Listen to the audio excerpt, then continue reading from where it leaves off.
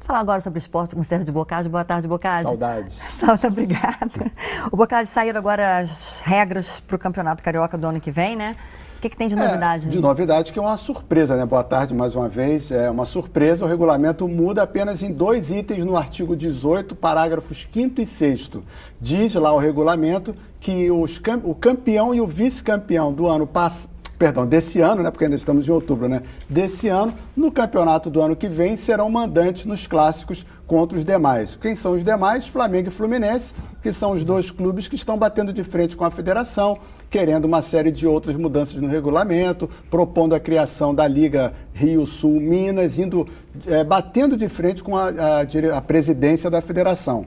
E quem é o campeão desse ano? O Vasco, o vice-campeão, o Botafogo, que são parceiros da federação. A pergunta que se faz é, para que isso?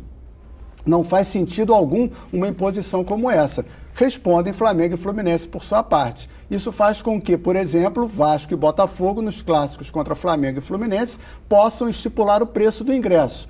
E, de outra forma, prejudica esses 2 clubes que têm sócios torcedores e não vão poder botar os seus beneficiados com a meia entrada, por exemplo. Foram só 2 cláusulas, mas o negócio é... Mas o negócio é grande, complicado, exatamente, né? porque afeta o sócio-torcedor de Flamengo e Fluminense, afeta o direito desses clubes como mandantes em clássicos contra Vasco e Botafogo, enfim, só faz prejudicar essas 2 equipes, não há objetivo algum. Agora, o mais curioso é que isso se aplica na primeira fase. Quando o Vasco não... e tem uma outra situação, né? Eles, como mandantes, têm o direito de escolher o lado da torcida. Vasco, Flamengo e Botafogo... O Vasco está sempre em confusão com o lado de torcida, mas peraí, mas Vasco, Flamengo e Botafogo não tem problema com o lado de torcida, só tem Vasco e Fluminense. Então eles querem, de certa forma, fazer prevalecer desde já que o Vasco, sobre o Fluminense, tem o direito de escolher o lado da torcida. Só que há um outro detalhe curioso no regulamento.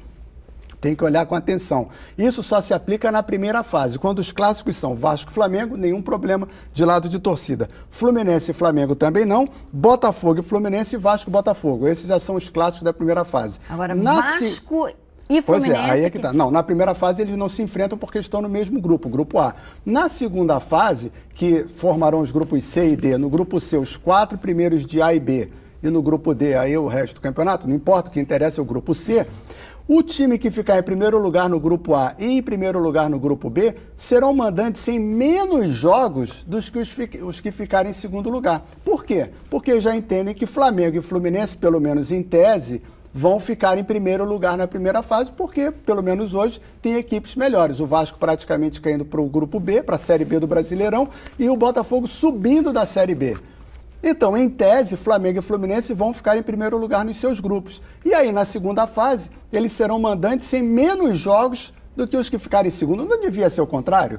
Agora, por que então essas mudanças, Boccaccio? Para prejudicar Flamengo e Fluminense, para fazer tipo picuinha, coisa pequena, que não há necessidade de uma situação como essa. Até esse ano, os clássicos eram divididas as rendas, não havia mandante, muito pelo contrário, o mandante era a própria federação, e aí prevaleciam os contratos firmados entre os clubes e o Maracanã. Com essa determinação, o contrato já do Fluminense... Já está decidido isso? Já está decidido, está no regulamento, e a federação disse que convidou todo mundo e que Flamengo e Fluminense não foram. Boccaccio, muito confuso. Agora vamos falar rapidamente, antes de encerrar, Brasil, seleção brasileira. Rapidamente? Joga hoje em Fortaleza, 10 da noite. Sua previsão, expectativa.